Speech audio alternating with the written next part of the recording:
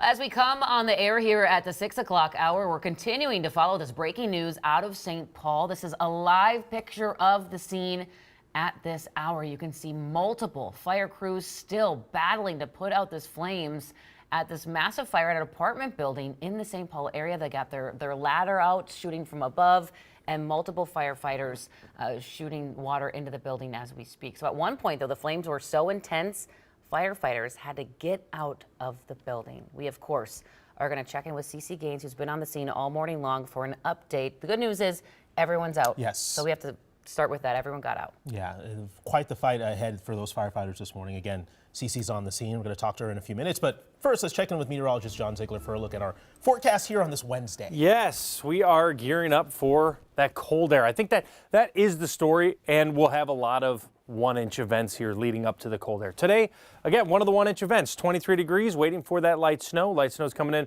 from a clipper. We've been really focused on that big low that just nailed Des Moines and Wisconsin. Temperature's still pretty mild. You've seen some cooler air show up west. You have to get one more major snowstorm, which is Friday, Saturday, to drive down that polar air. It'll come in behind it. We could get hit by it. It just looks like we're probably going to get missed by that one. This is what it looks like today. A little light snow. This is pretty light. When it's white and not even blue, you're dealing with just some flurries or some of those light snow showers. Major snowstorms out of here. A little bit of a break this morning. Good for your morning commute. And then we'll track that clipper as it rolls through. And then we got to track that Arctic air. I've actually dropped temperatures even lower. We'll take a look at that in your forecast. Megan. Yeah, it has been a very nice morning commute. So this is Highway 212 in Eden Prairie, where yesterday this time we had ice warnings from MnDOT on this stretch of roadway. So things are looking good this morning. That is not the case today. Taking a live look at that area, and also all across the metro, we aren't seeing any crashes at the moment. We aren't dealing with that icy conditions, the slush, the snow that we were seeing this time yesterday. Jason.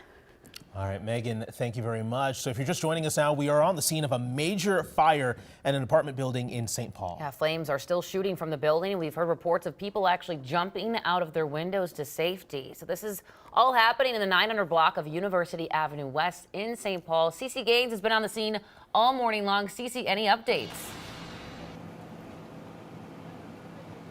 Hey, good morning. Yeah, these flames not letting up this morning. I'm just going to jump right out and give you a look here. So they were fighting flames from the roof and from here on the ground here. There's at least 6 fire trucks still here on scene. You can see flames still. You see those broken out windows, first floor, second floor. I did see that they broke out the window at that store, which they were leaving alone, but now you can kind of even see flames in that store here. So a lot of flames and a lot of smoke still. We're going on hour 3 at this point. A lot of crews still on scene. I think they're taking a little break right now because they've been out here in the elements for quite some time. But again, flames not letting up here. But again, intense fire and still in the thick of it. Neighbors telling us that from what they know, everyone is out of this building. We do know that one woman was inside this morning. She had to jump out of a window and onto the roof of the building behind this building just to even get out. She had to leave all of her stuff behind. I did see her as she got out and down, and she was literally just in a blanket, which a scary, scary way to wake up. But crews were able to help get her down. If you look at the bottom of this building right here, it's really damaged. And even if you turn the corner here on the other side, just a lot of debris on the ground and a lot of water being used. Again, still working to get more information this morning. A lot of crews are out here, and they're just really saying that they're in the thick of it. They can't tell us a lot of information, but I think the flames and the smoke speaks for itself at this point this morning, guys. CeCe, from your viewpoint, obviously the building is pretty close to, looks like a video store, and then there was one close behind it. Is the fire spreading at all to those buildings?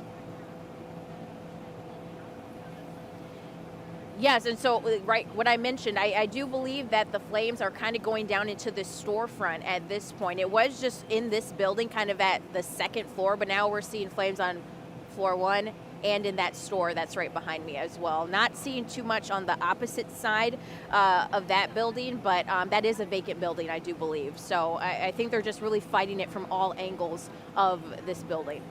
Yeah, a lot of work going on to contain that fire. CeCe Gaines, thank you very much. Keep us updated on the continued fight out there for those crews. Yeah, they continue to battle the elements as well. It's cold out there. Yes, Thanks, so true. CeCe. So new this morning, a vote to build a mega church in the Northwest Metro passed just hours ago. It actually came after threats of a lawsuit and a meeting that lasted nearly 5 hours at the Plymouth City Council meeting last night. I'm Morgan Wolf. After a nearly 3.5-hour-long meeting, the Plymouth City Council has voted to pass a proposal to build a new Eagle Brook church in the city. The location is at the northwest corner of Chaconda Trail and Maple Grove Parkway. Last month, 6 city council members voted no, citing concerns for traffic flow in the residential area. In a letter to the city council last week, the church's attorney says that the proposal aligns with city zoning rules, and if the city were to vote down the proposal, that it would be a violation of First Amendment rights, threatening litigation if they voted the proposal down. We really do want people to have a good experience, not only coming in and out of our church, but those who are living around our church as well. Steph Hauber, even tonight, keeps saying that Eagle Brook Church is a good neighbor.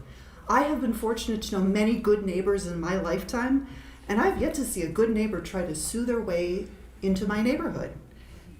Actions speak louder than words. Eagle Brook has 11 other locations across the metro. They have been in Wayzata High School since 2018. Time now 6:06, and a massive winter storm is spreading all across the country, and millions right now are in its path. For a change, not us here in Minnesota. There were near blizzard conditions in the Midwest this week, a tornado outbreak in the south, and flooding in the Northeast. NBC's Maggie Vespa has more on the wild weather from Des Moines, Iowa. Snow totals here in the Des Moines area clocked in at around 11 inches in 24 hours. This storm practically came in overnight, and people here were really jarred by it. The highways here in Iowa were a mess. There was a multi-car accident on the highway between Iowa City and Des Moines. Authorities warning people, pleading with them to stay off the road. Down south, it was a tornado outbreak, a rare and deadly one that people had to contend with. More than a dozen tornadoes reported along the Gulf Coast in the southeast. Among the 3 killed, 3 deaths attributed to those storms. One in North Carolina, a person who authorities say was killed, 2 others critically wounded after a tornado was reported touching down outside Charlotte. And then you head to the Northeast. Basically, they are bracing for kind of another arm of this massive system, and that's heavy rain, which after the snowstorm they had there over the weekend could lead to severe, even flash flooding. So suffice it to say, a long and messy road ahead for hundreds of millions of Americans. Maggie Vespa, NBC News, Des Moines, Iowa. Starting this morning, Upper Red Lake will once again be open to vehicles. The Beltrami County Sheriff's Office banned people from the ice nearly 2 weeks ago after a number of anglers got stranded there. They now say the lake has sufficiently iced over, but they're encouraging people to check it out themselves before venturing out onto the ice. They recommend 4 inches of ice for walking, 5 inches for snowmobiles, and 13 inches for trucks. In 2 hours, the Heritage Library and License Center in Lakeville is set to reopen after a threatening phone call forced authorities to close it. It happened yesterday, and the building had to be evacuated. There's not much information about the call, just that someone threatened violence. We're told by Dakota County officials that other libraries in Minnesota have received bomb threats in recent days. Lakeville police right now are investigating. We have new details this morning about the body that ended up inside a garbage bin at a vacant North Minneapolis home. A realtor actually made the discovery while preparing for an open house over the weekend. Imagine making that discovery.